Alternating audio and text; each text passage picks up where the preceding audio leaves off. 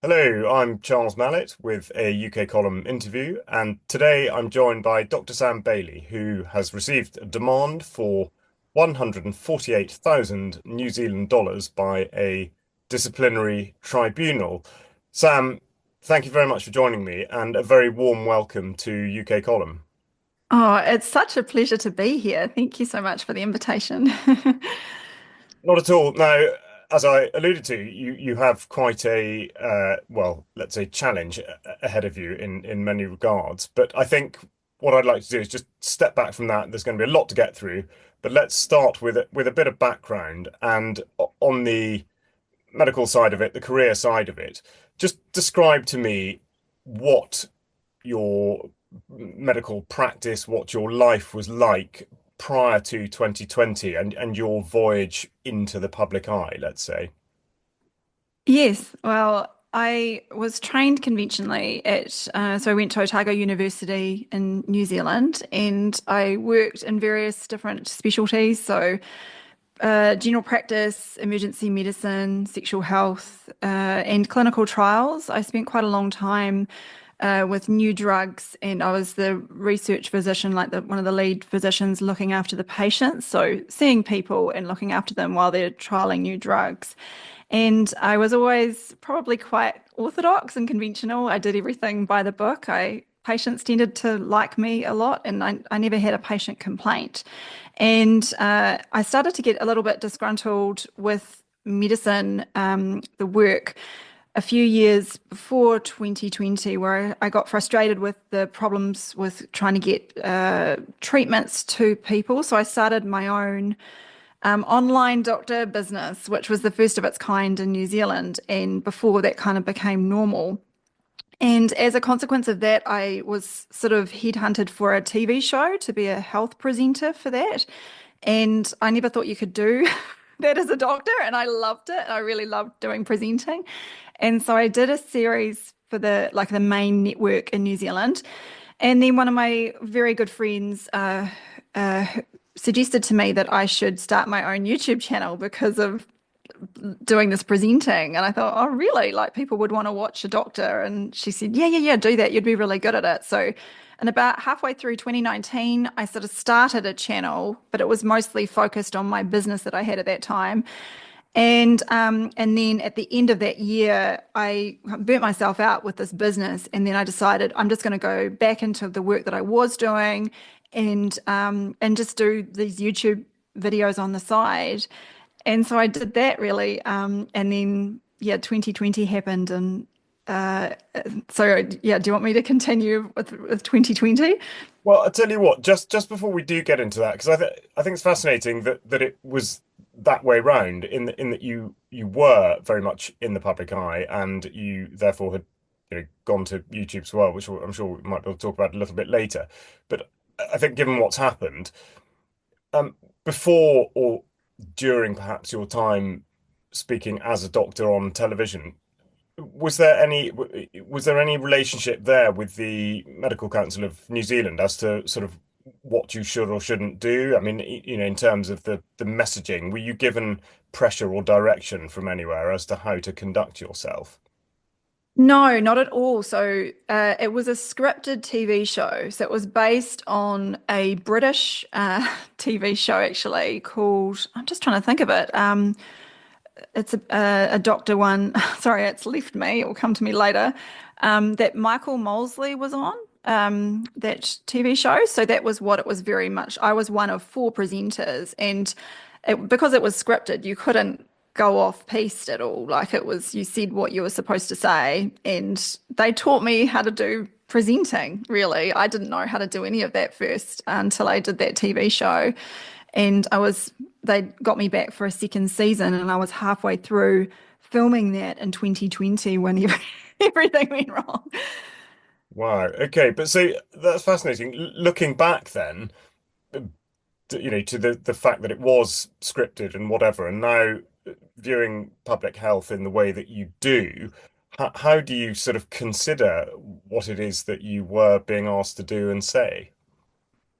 Yeah, there's a lot of forgiveness of you have to do of yourself, of the things that I once believed in. And I think I think about this on lots of different areas. So it crosses over into vaccination and in areas that I just assumed everything that I was taught was correct and I never questioned it and I never looked at it myself. And it was actually funny because when I started the YouTube channel in particular, people would write in and ask me questions and I had a bit of hubris. I thought that I knew everything. And then I realized the questions they're asking me, I thought, oh my gosh, I'm way out of my depth here. I don't know. And the public are really well educated. And it humbled me to think actually, what I once knew was wrong. And I don't take anything for granted now. So that's what I focus myself and my husband Mark. We focus on extensive research before we'll make a comment on anything. So yeah, I feel a little bit ashamed of what I was like, but I you have to forgive yourself for that. Yeah, I mean, well, that's very candid. I think really, I was sort of considering it from the other side of it, as in you were being used as a mouthpiece, as a trusted voice. I mean, so rather than considering your own part in it, I was wondering also what you think about those that were using you in effect as a messaging tool. Definitely, that's totally what it was. And I was the most popular of the presenters. I knew that. They told me that. They gave me that feedback. And yeah, I didn't. I liked the idea of being on TV and that sort of thing. And, initially you feel really flattered by it, but they do use you for their own purposes. And now I look back at what the kind of subjects were, and they were clearly, came top down of these are the talking points that we need the public to be aware of. And yeah, and I was very naive to that. And so, with that in mind, well, also you've referred your husband Mark, again, medically trained. Um, when the initial reporting was coming out, sort of end of 2019, about, yet another scary and mysterious illness from China, there was obviously a very much an echo to things that we'd heard previously over the last couple of decades. If you can recall, what did you think at that point, and what were you talking about with Mark and those around you? Yeah, so obviously we at the end of 2019, beginning of 2020, we were paying attention to this, but a lot of it we thought, oh, this sounds like nothing, like that nothing's going to come of it really. And then as the media hype really intensified, and this is at the stage I'm getting quite a few questions from my audience asking me to talk about coronavirus. And I only had a really small channel at this point. And I thought, oh, I felt a bit uncomfortable with it because I didn't know. And I thought I don't really want to report on this until I know more. And Mark was heavily behind me doing the research, or both of us were at that stage, trying to put the pieces together. And I think the overwhelming feeling was, and I'm sure you and your audience would identify with this, was that the messaging that we were getting on the media didn't have any semblance of what was happening in reality.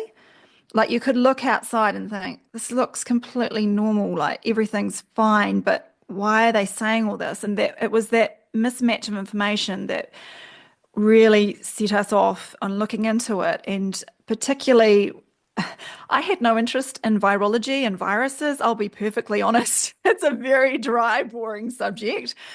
And I never thought that that would be something that we would end up diving into so deeply. But it is what happened because we had to understand for ourselves. And I think we looked initially at the WHO information and realized this doesn't add up. The people that are dying are elderly at their time of life, end of life. This is real. There's big problems here, and then obviously dived right into the the research. And I mean, the audience, obviously, UK column audience is predominantly based in the UK, but we do have a very wide base all over the world, and everybody will identify. Anyone certainly listening to this will identify exactly with what you're saying. To what extent in New Zealand, a country that I think from the outside looked like it had an incredibly harsh regime imposed, to what extent was that telegraphed, did it seem like it was going to go bananas, or did that come as a enormous surprise? They really tested the population quite a lot with I think the media in itself was very critical of like they really like Jacinda Ardern was framed as this kind of savior in a way. And so she was coming off, she was still very popular because of other things that had happened over the previous years. And so I think the fear was ramped up massively, and the population were like putty in the hands of the authorities. And, you know, extremely, they just went along with it all. And yeah, it was extremely authoritarian. Mark and I didn't go along with any of it from the beginning because we thought it was wrong and had no basis. And, you know, these ideas of mandates and things, obviously, these are agreements, and we never went on into that. But you realize too how um, politicians were portrayed overseas, like over the time Jacinda became more and more unpopular. But overseas, she was still portrayed as this amazing person and was doing all these wonderful things. But it was, I mean, even we had those extreme MIQ quarantine rules where it was basically like coming into a prison if you were coming back into the country as a New Zealander and you would be in these quarantine situations. And I mean, looking back now, there's no way they could get away with it now. But at that time, I think the population was incredibly fearful of what this thing was. I think that's it. I think again, really wherever anyone was, the response was just so surprising that people were almost exclusively caught off guard. Now, for the majority of us, without any skin in the game, as it were, with no medical training, no medical professional links, whether or not to, as you say, go along with it was a different decision for you to decide to not go along with it or to speak out is a of a altogether different order of magnitude. Just describe how it was that you did make that decision to become active and to speak out and therefore to put your reputation, as it were, on the line. Yeah, I guess so.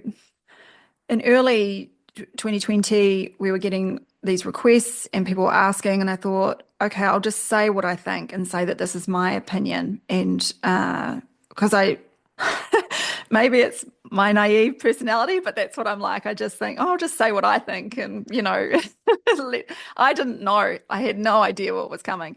But we found this book, Virus Mania, which was critical for Mark and I. Mark found it first, and it was about the history of virology, of the different pandemics that have happened before, and how you could see what was playing out real time. And that caused a paradigm shift in my thinking and Mark's thinking. And a lot of the themes of my videos then became focused on this Virus Mania book because I found it so the shift of losing fear and about what pandemics were and not being scared. So I and again, this was not sort of intentional. I had no idea what was playing out because I was still working at this point as a doctor in clinical trials. I had my, you know, bread and butter, as it were. And but my videos were really popular. So I did one on social distancing, and I think it got over 600,000 views on YouTube. And I didn't, you know, it was really surprising to me, and people would get very angry in the comments. And I thought, okay, well, I'm just going to play along with this. I'm just going to carry on, see what happens. But it was really September 2020 that it was my crossing of the Rubicon, where I made a video, and I consciously did this, where I knew that there was in New Zealand at that time, it was just before the elections were happening, and a lady that I knew was running a PCR clinic in my hometown, Christchurch. And she told me that they'd shut it down for several months before, and that now the Ministry of Health were pumping all this money in. And I knew when they did that, that the testing would go up and therefore the cases would go up and the fear.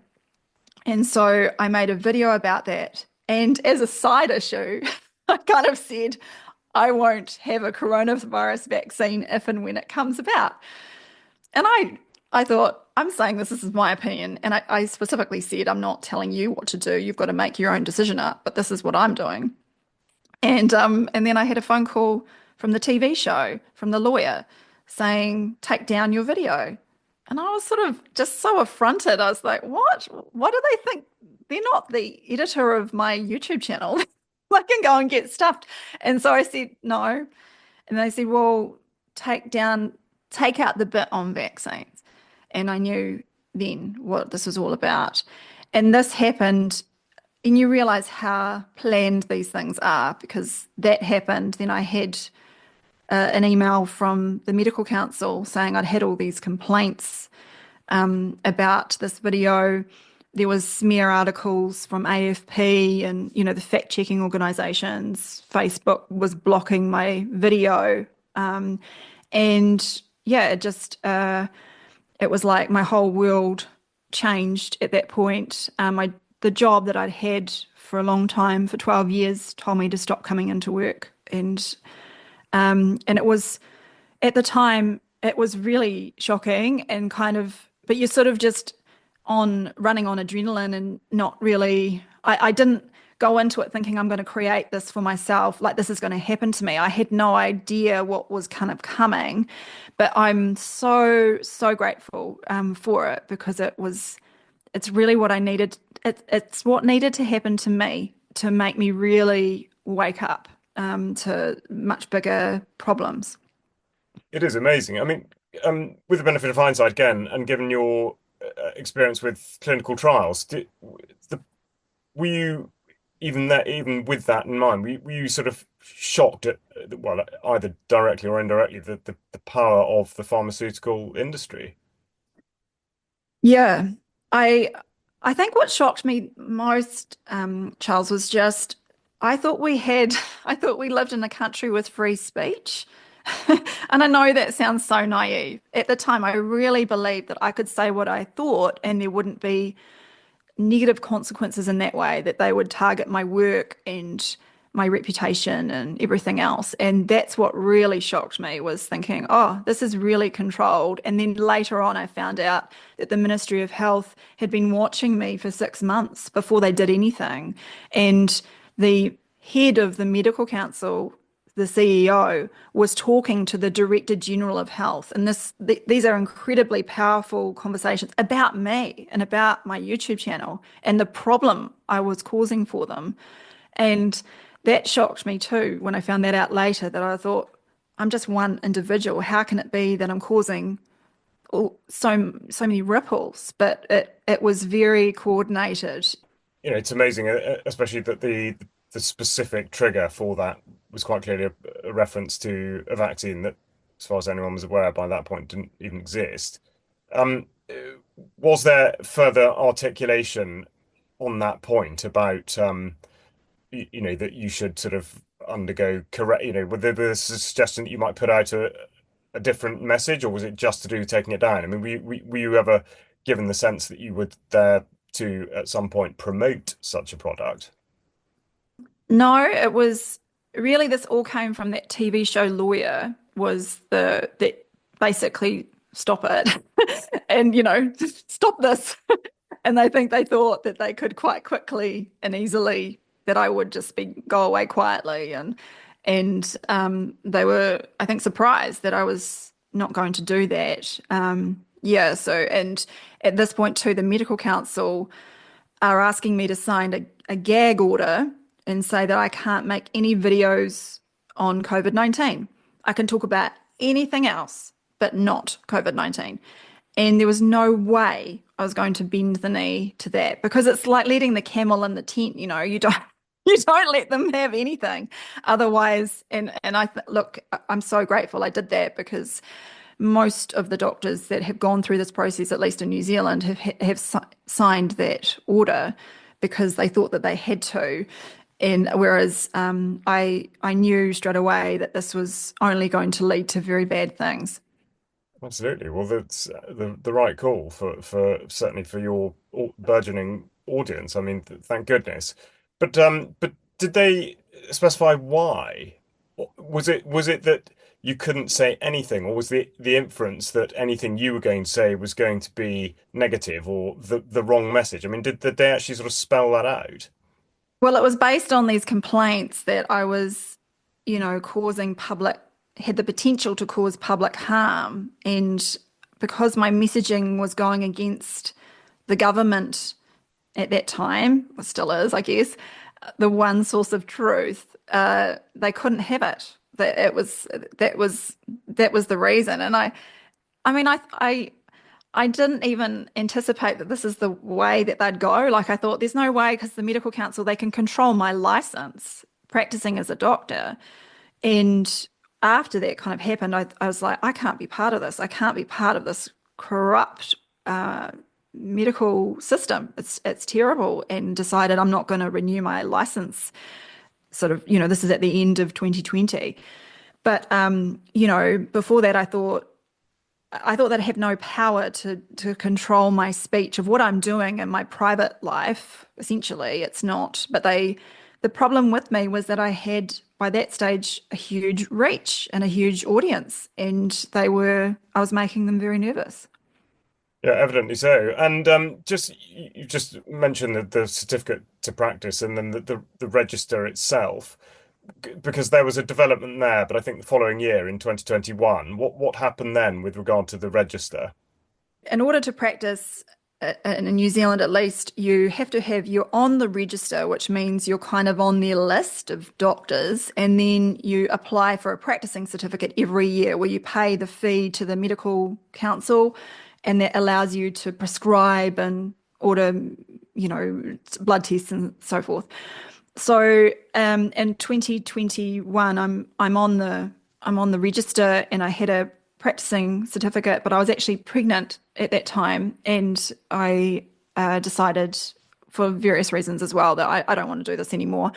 And so my practicing certificate expired in May of 2021, and as soon as that happened, and I published another video on YouTube, then they said that I was practicing medicine without a license by making by publishing YouTube videos.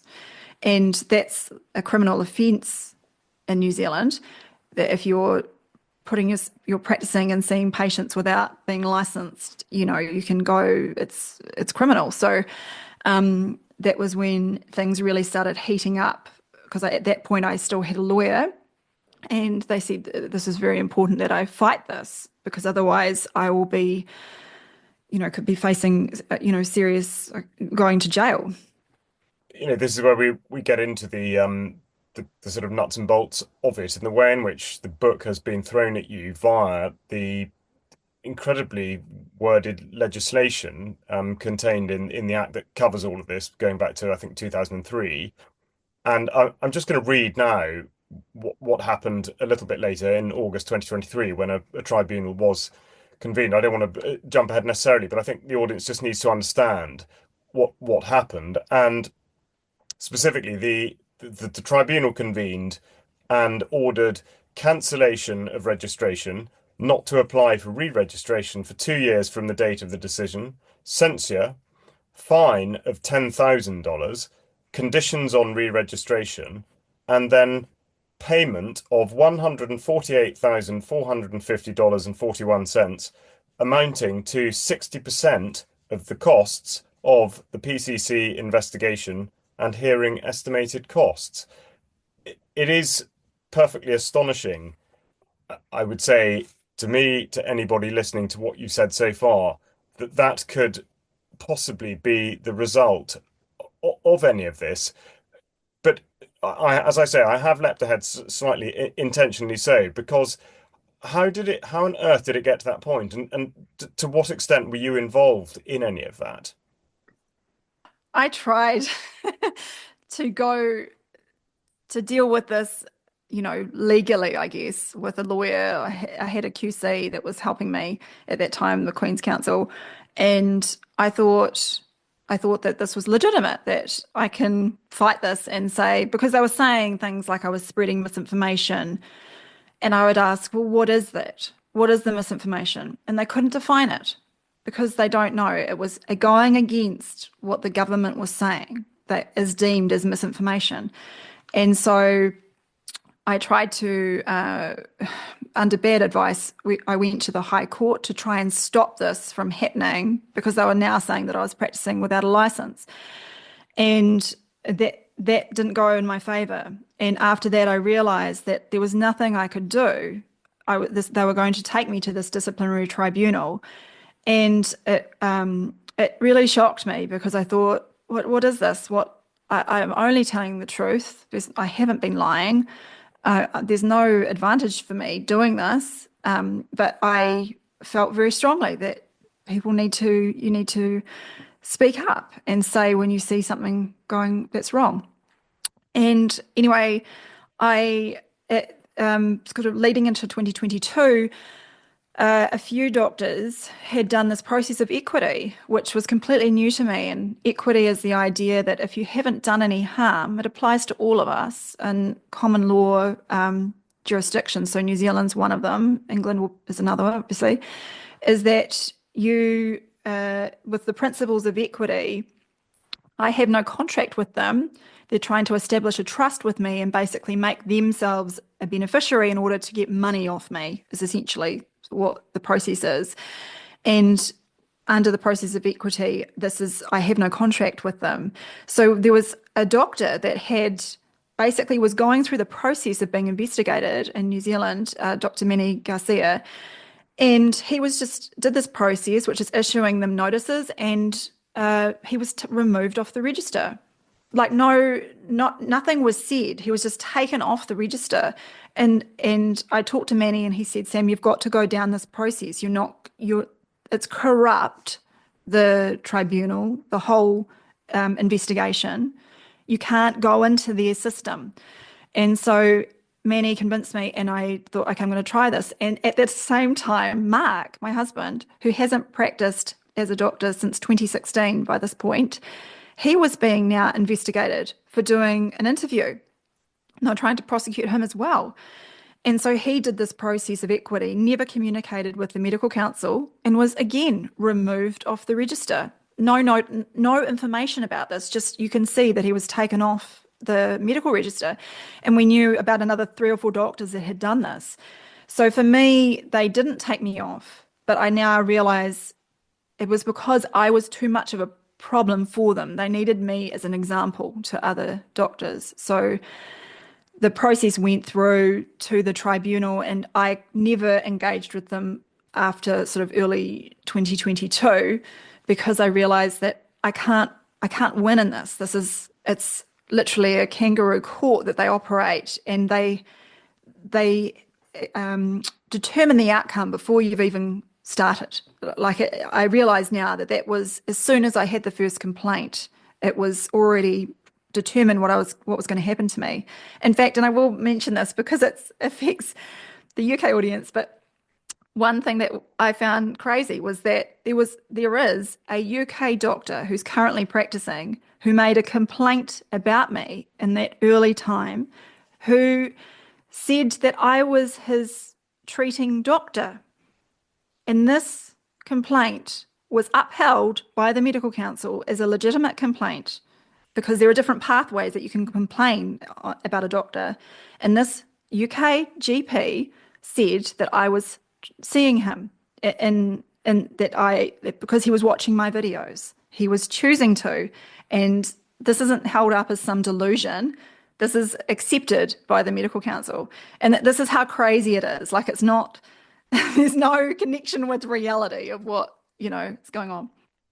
None whatsoever. And the act that I referred to is the Health Practitioners Competence Assurance Act of 2003. And for anyone who's put their head anywhere near any so-called public health legislation, they will know the sort of the tenor of it. And it is perfectly extraordinary. Corrupt is exactly the right word. I'm just going to read a little bit more from the results of the tribunal. And part of it, the charge summary, said that the PCC submitted that Section 93 does not require evidence of actual harm, but risk of serious harm posed by the charged conduct. And then they go on to say it was therefore submitted that the tribunal can be satisfied that Dr. Bailey's conduct poses a risk of serious harm to the public. So at the same time, they're saying that there's no need to provide evidence of such, but that the risk is still there.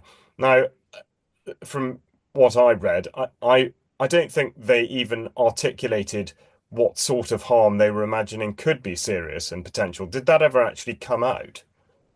No, it was essentially two expert witnesses that are highly compromised anyway because they work for the vaccine industry and the government, and said that on their opinion, that I was a had the potential of public harm, and they don't have to provide any data for this. They just state it, and that's accepted, and that's part of the costs because everything that they do is just like an open checkbook, which is eventually charged back to me. So if they decide to fly down these individuals to do the tribunal and stay in hotels and have meals and everything else, that's all just put on the Dr. Sam Bailey, you know, ticket there, and it's charged to the medical council, and then they pass it on to me as part of the costs. And it's literally it could be anything. There's no checking or anything of what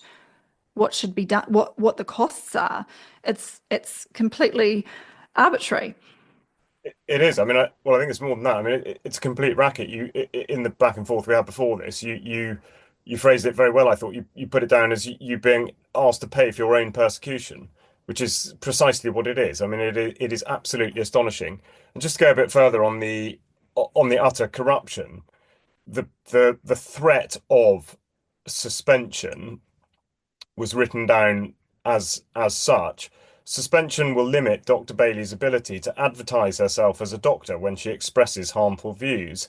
If, after suspension of registration, she continued to use the title doctor, she would likely commit an offence against Section 7 brackets 1 of the Act. Now, that piqued my curiosity because certainly in the United Kingdom it's totally customary for people to be referred to as doctor, regardless of whether they hold a medical doctorate or otherwise, regardless of whether they're practicing or retired. So I emailed the Medical Council of New Zealand and said, what's the form in terms of etiquette and procedure and whatever? And I got the reply back saying the title doctor is not a protected title under current legislation.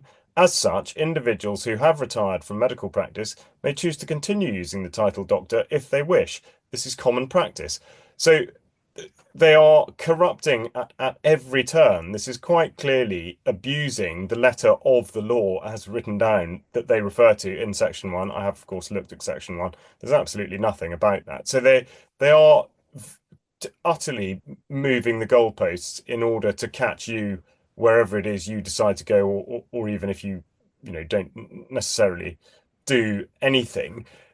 What this does is it brings us to the medical council themselves, because, like you say, the law only allows them to fine of up to $30,000, but then they can increase by using the word costs, and therefore, in a sense, the sky's the limit. But where exactly does the Medical Council of New Zealand fit in terms of the sort of state architecture? How are they positioned and funded and the rest of it?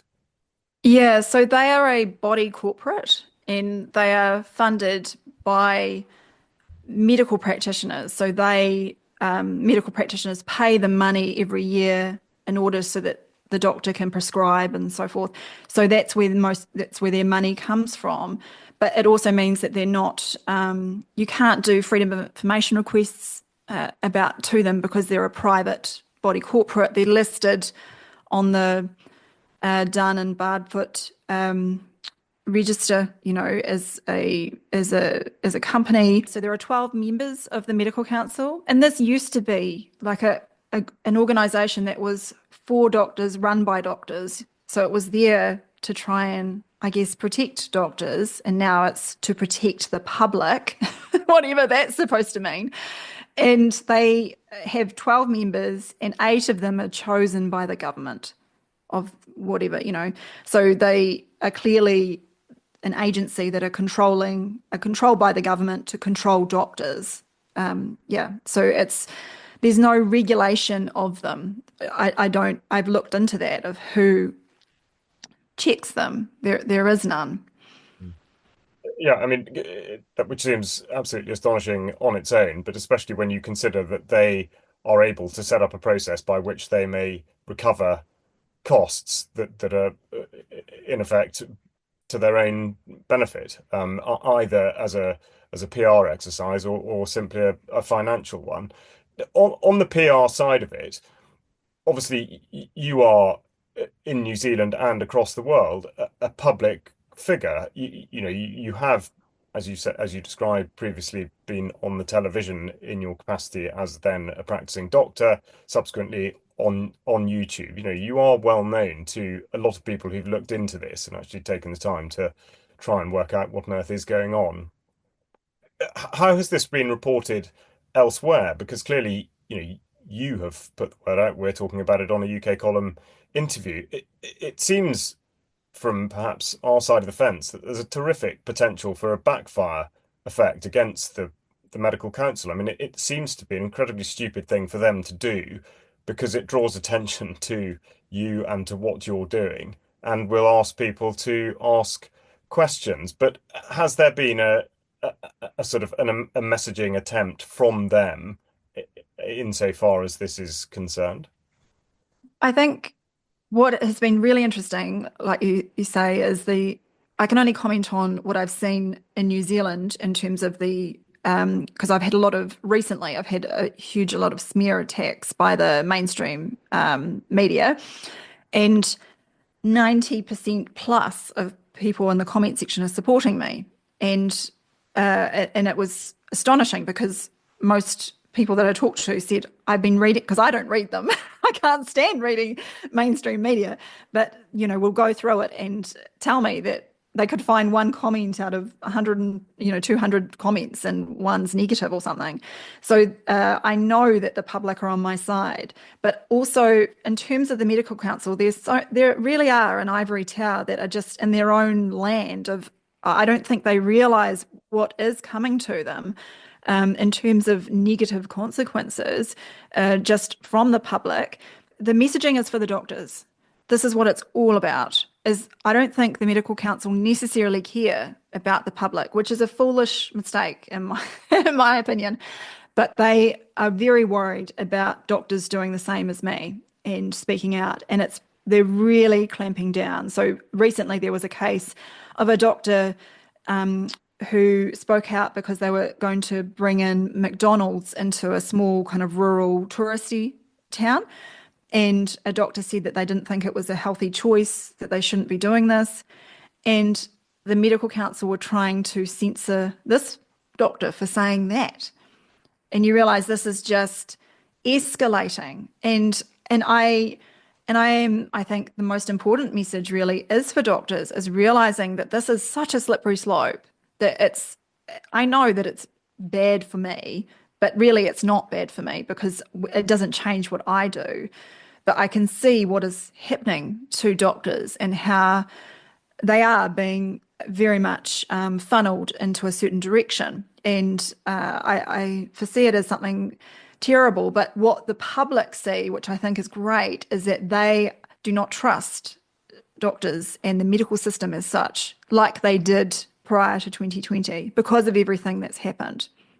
That's absolutely right. Sorry, I realise as we go that there's one thing I haven't allowed you to make clear, which is that even if the fine was only for $5, your point in relation to all of this and your response, of course, is that this concerns the principle and not the amount of money. So to just give your view of your response to the demand for money.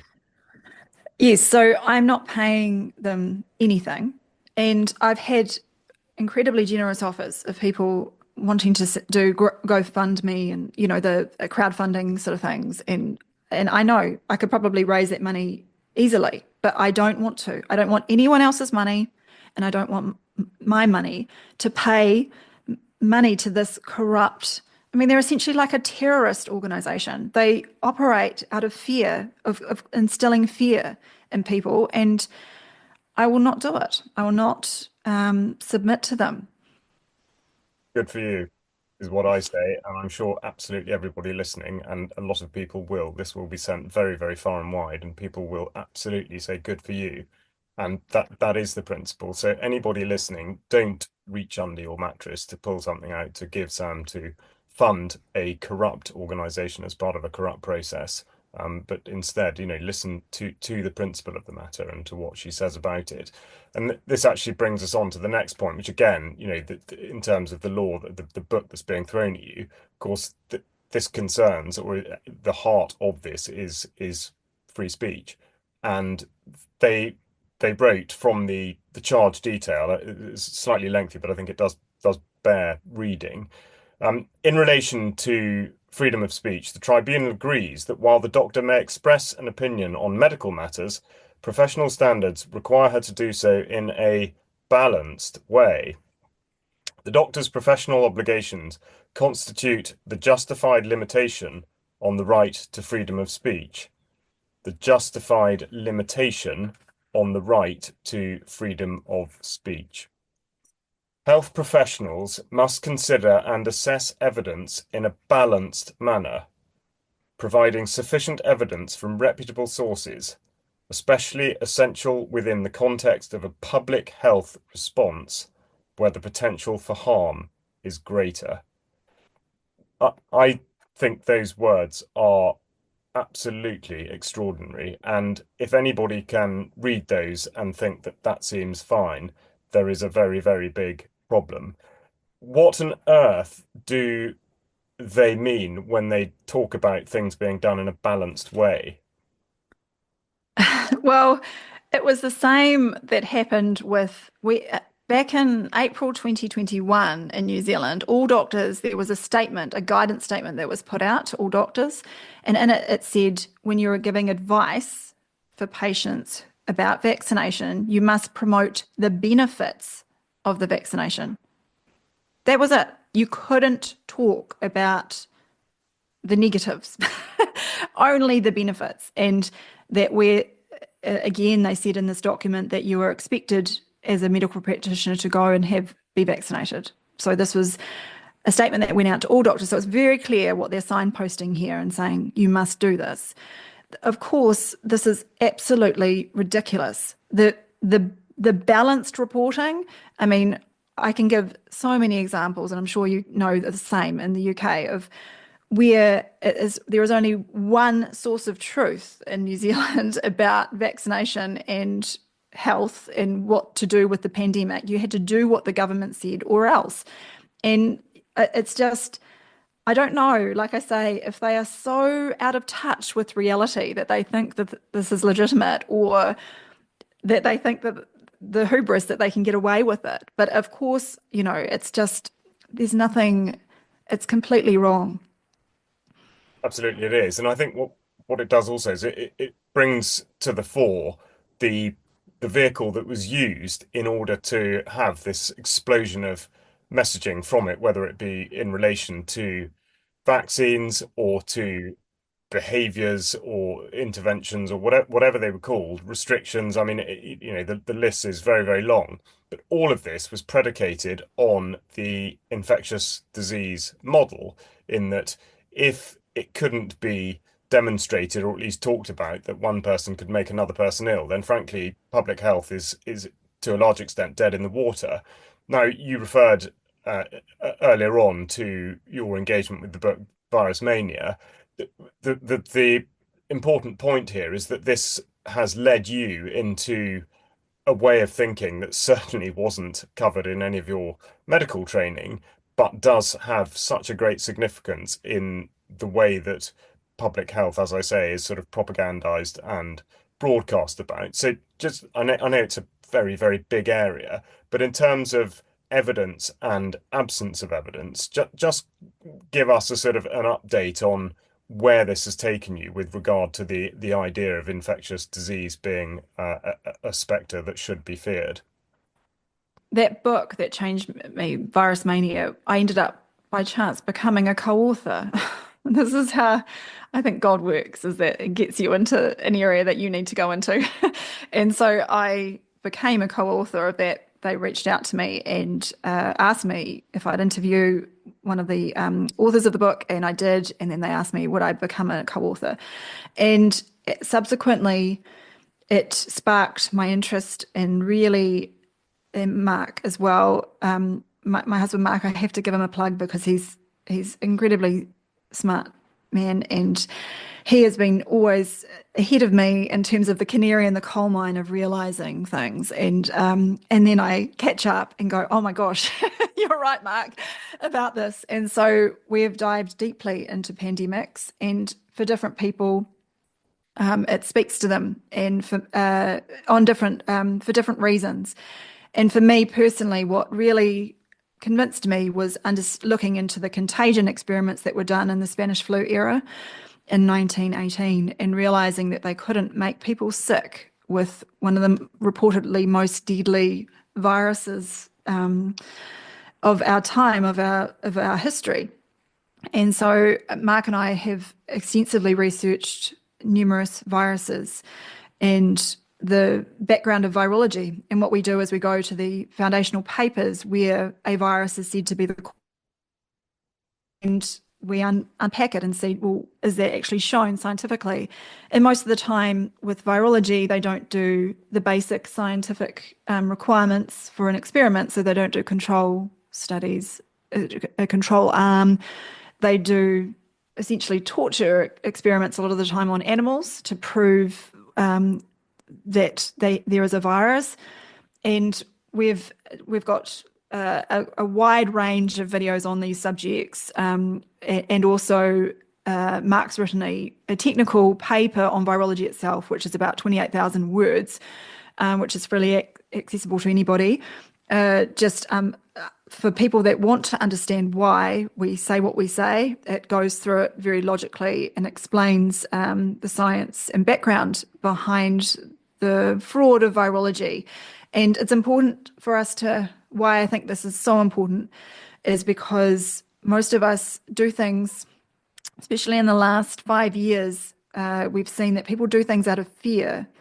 And fear of a virus is unnecessary. And you can live, for me personally, I found it a very empowering aspect to hold on to because it impacts your life and the way you live and be healthy, how to be healthy, what causes disease, and especially infectious diseases. And you can see in terms of one world government and the new world order that pandemics are one of the things that they're using to control people. I know there's lots of areas to this, but it's important that people understand that pandemics are not come out of a lab or come from bats jumping,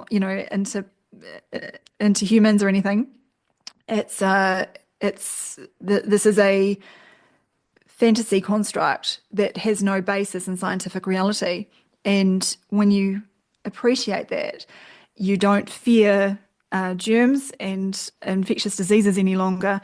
And for Mark and I, we've written another book called The Final Pandemic, which is again about what happened in COVID, and also it goes into lots of other different. It's like a mini version of Virus Mania for people that are interested in learning more.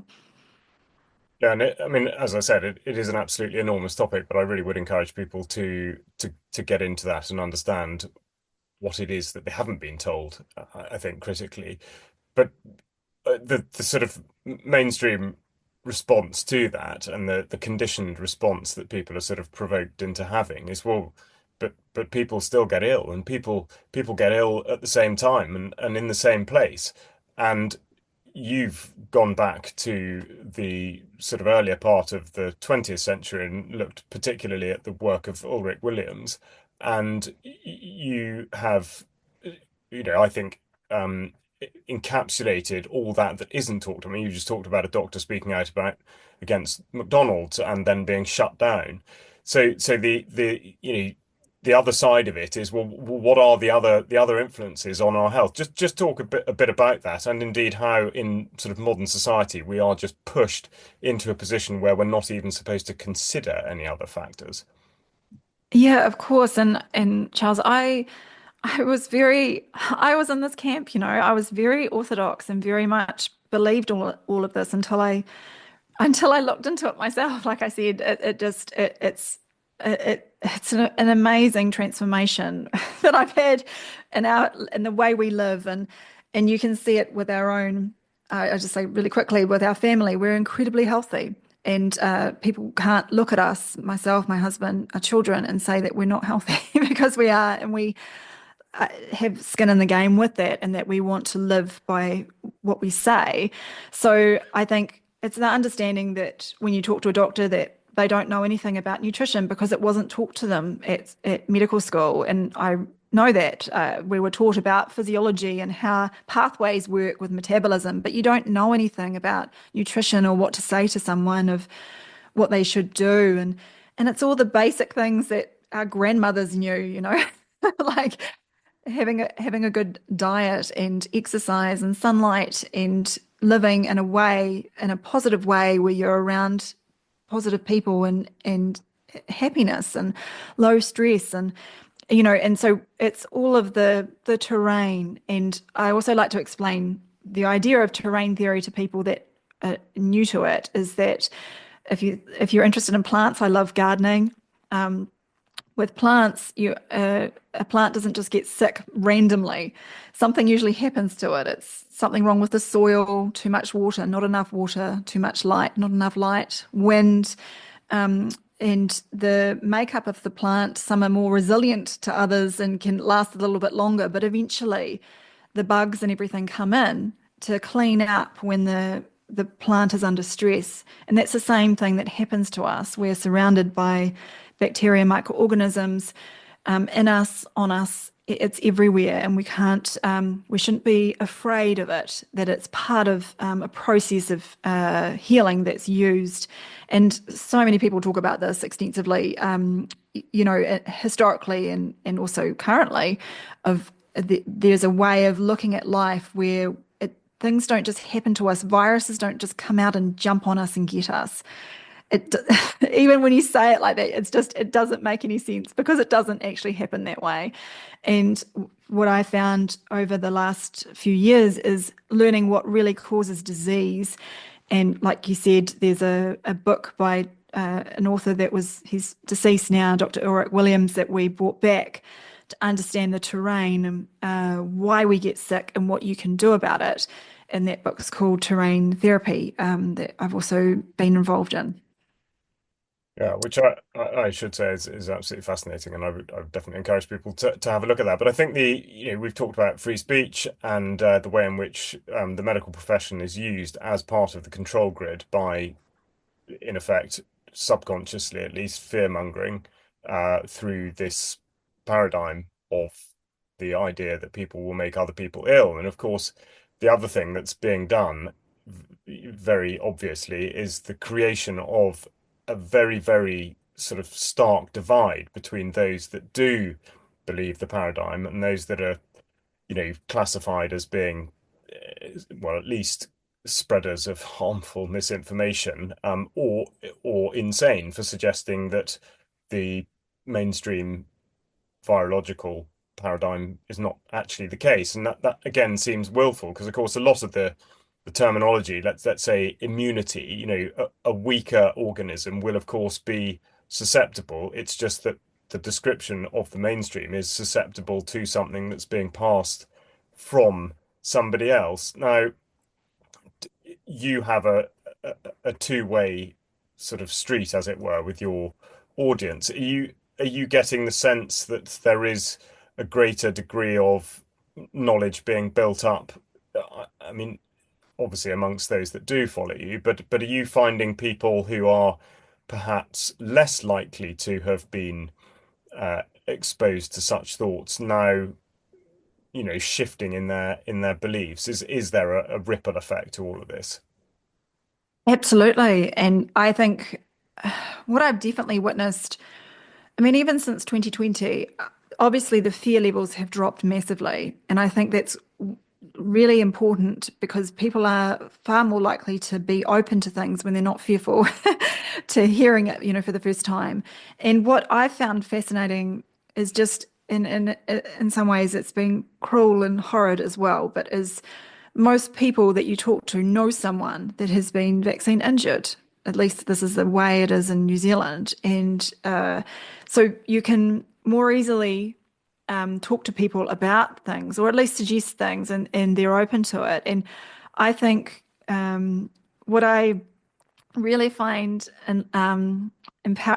just positive, I guess, is to see people, the public are really onto it and really well educated and far more than I think the authorities give them any credit for. Like I think it's this is what was always thrown at me was that my audience are health illiterate and I'm misleading them because they're illiterate. And I thought, oh my gosh, if only they knew how clever the people are that I feel privileged that they will come and listen to me, versus others. But it's yeah, I definitely have seen a shift in the at least the last 5 years, and I think there are so many areas that you can tap into with people. It doesn't.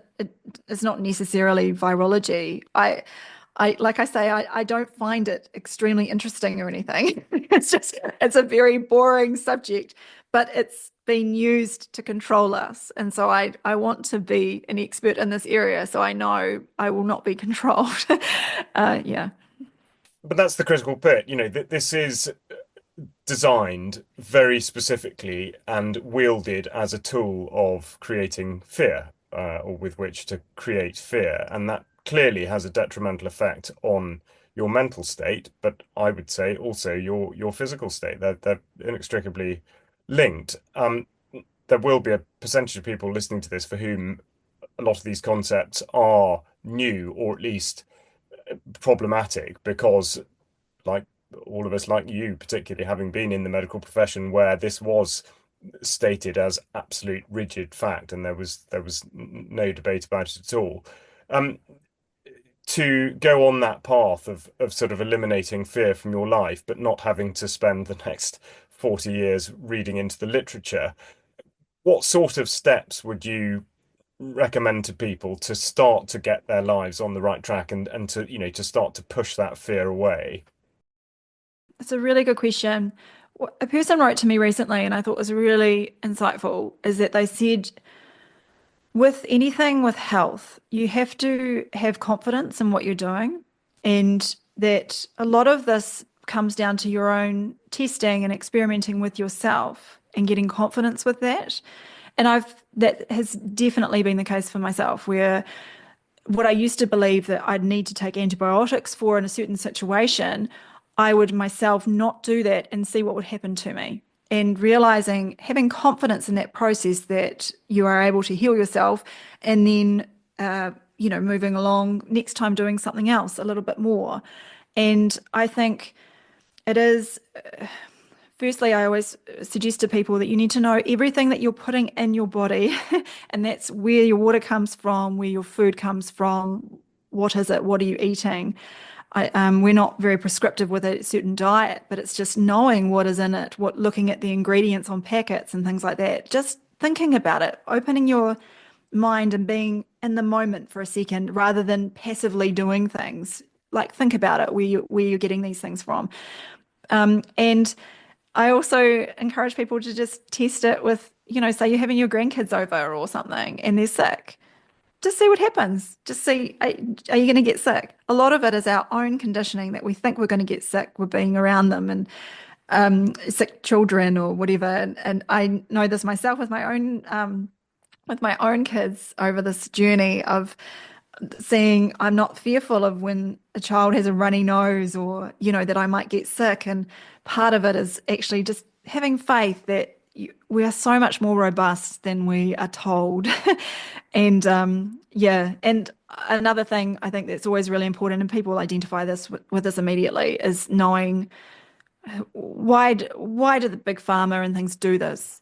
It's because there's billions, if not trillions of dollars involved. And this is involved with from the whole shebang, from diagnosis, testing, the all these different tests that people undergo now, and through to treatments and vaccines and all the rest of it. It's realizing, follow the money of where this goes, and that we don't need all this stuff to be healthy. It's we don't actually need that system. And if you want to start on this journey, look into it yourself. Don't just take my word for it. Look into it and experiment with yourself and see, and you'll get more confidence with time. Yeah, I mean, I think that's such a sound message. And again, you refer back to the pharmaceutical industry, and of course, absolutely a gigantic racket, and there is money to be made at every turn. But a lot of that is done by convincing people that the cause and effect is as they say it is. So you've just spoken about a runny nose, which of course to the majority of people is considered to be the illness itself rather than the expression of your body trying to deal with its current situation. So you take the drug and then you believe that that is what has made you better. So I think we live in a culture where we expect there to be a quick fix because we've taken something. But the quick fix is not really the right way to be thinking about anything, I don't think. Absolutely. I couldn't agree with you more, Charles. It's not. And I think you deprive yourself of actually what true health is by thinking along those lines. It's, yeah, I mean, it's a huge area to unpack, but I think it's having inner confidence of knowing that you don't need, this is a sick system that we're dealing with. It's not a health system. And there's no incentive for them to help you. It's always about making you on the conveyor belt as part of that sick system. And we're conditioned from as soon as we're born, born in a hospital and die in a hospital. And it's sad, but all these traditions that have been lost of how to be well, and they're all the old stuff, the old school things that like my grandma used to say to me, and I used to think, oh yeah, do you really, is that really true? And now I sort of look back and think, oh my gosh, I wish I'd had a bit more time to talk to her about that. Well, I think this is it. We're going to need to sort of wrap up quite soon, but talking to people is, of course, the most important aspect of all of this, and wherever possible in person. But it's very hard when one thinks like you do, and you have had that moment of discovering that things are not as you've been told that they were. It's very hard to consider being anything other than evangelical about it. And of course, that can have a terrifically detrimental effect because you can appear heavy-handed if you're trying to convince people that, in effect, you're right and they're wrong. Yeah. If I'm not suggesting there is a sort of magic bullet, but how would you recommend sort of going about beginning to communicate with people about this sort of thing? I'm very much, I don't try and force things on people. I find that if people want to find me looking for the answers, that they'll find me, and I don't need to do any of the work. Yeah, so I'm always tentative because I know that it splits families apart. We've all seen this. It's been hideous of just how much the governments have split us into groups, and so that we can't even talk to each other any longer. I think that it really comes down to the person themselves, and I try and have a rapport with someone, and just make little suggestions of what do you think about it? What does that make sense to you, sort of thing. And if it makes sense to them, then I won't go any further. But if they have questions and things, I'm like, well, just keep sort of chipping away. And I'm still to this day, Charles, like it's amazing the people that have only just found our work. And it blows me away that they, like I had a person that was had polio from when they were young and had been part of a polio organization. And they recently found us and realized that what had happened was, she'd been poisoned with DDT when she was younger. And for most of her life, she'd believed that this was a virus, and it was someone smearing of me, like in the same group, and thought, well, this woman sounds like really bad, so I need to look and see what she's saying. So, it's amazing how people will find you that need to find you. And I just think you've got to scratch that itch and keep looking. Absolutely. It really is. And I know a lot of people will want to do exactly this and to find where they can follow what you are doing, what you have been doing. So just tell us where, I mean, there is an absolute enormous trove of material that you have produced, and I know people want to go towards it. Where should people go to find more about what you're doing? Yeah, well, I have my own website, which is probably the most reliable and accurate of everything, which is Dr. I won't give that up yet. Sam Bailey, Bailey.com. And if you follow on Substack, I have a Substack there as well. And so it's Dr. Sam Bailey .substack.com, and I'm on various, like I'm on YouTube. If you look up my name, you'll probably find me, and uh, various other, but there's sort of smaller, platforms like Odyssey and things. But I think for most of our work, if you can go to the website, and most of our content is available for free. We put the information out to the public because we think it's really important for people to learn and to know that it's not all what we're told, and there is another way to health. Absolutely. Yeah, there certainly is. And all of what Sam just said and other things that have been referenced in the interview will be put into the notes. So no need to get the pencil and paper out to scribble all that down. It will be written down in the notes. Now, Sam Bailey, we have barely scratched the surface. We've covered a huge amount of ground nonetheless, and you are not going to be paying any corrupt organizations any money at all. So the audience have an awful lot to think about as they do go away in consideration of what you've said. But thank you so much for joining me, and I do hope you will come back and give us an update at some point in the future. Sam Bailey, thank you so much. Oh, thank you so much, Charles. It's been such a pleasure.